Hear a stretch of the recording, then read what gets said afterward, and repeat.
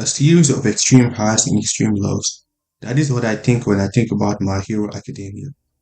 I definitely remember the insane hype this anime was getting back in 2016, and it came out during the time when many other classic anime such as Naruto and Bleach were ending or had ended already. I was skeptical of the hype at first, but a friend of mine from school convinced me to check the show out, and so I did as soon as I got my first opportunity. Season 1 was damn near perfect. It didn't waste any time, and it immediately introduced us to the characters and got the main conflict going. And Season 2 was somehow even better. My Hero Academia is a story about a boy named Izuku Midoriya, or also known as Deku, who wants to become a hero despite not having superpowers. You see, most people in his world are born with superpowers called quirks, but Deku is in the minority of those who weren't born with superpowers. However, one day, through some sheer luck and shenanigans, he just so happens to meet the number one hero of his country, All Might. All Might's powers were declining, and he was looking for a successor.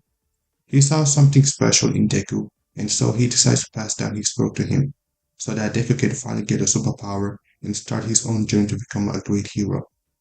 What makes My Hero Academia special is that it takes the abnormal and makes it normal, which allows us to see so many different viewpoints about heroes. We see some heroes do the work because of their pure heart, but there are others that do it just for the fame and glory. We also see there are those who don't have superpowers feels inferior than those that do. And we also see a large group of villains that stand in opposition to the heroes. It's not a story that is always purely black and white, and that is what makes it pretty interesting.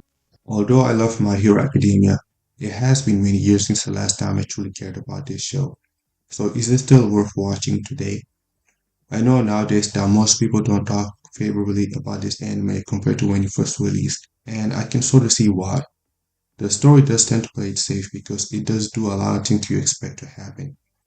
It also doesn't help that there's way too much focus on too many different characters with many different storylines, which can be overwhelming at times.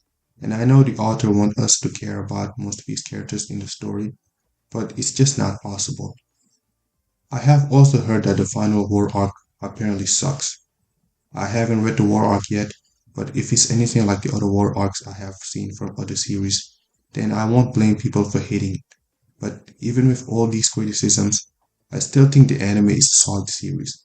Thankfully, My Hero Academia is a new gen anime with basically no filler, and it has solid animation, so it's an easy series to get into compared to other anime before it. There are only 7 seasons and 159 episodes, with 5 of them being filler. While it won't be the first show I recommend for people to watch, the first 4 seasons of the show are fantastic, especially season 2 and season 3.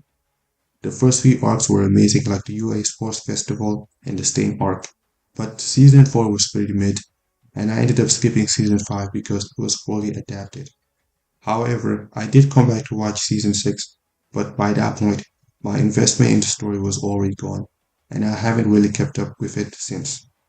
My Hero Academia is still a great story, even if it doesn't get the same praise and respect that other series like Naruto and Bleach get. And it's crazy that nowadays it gets so much hate.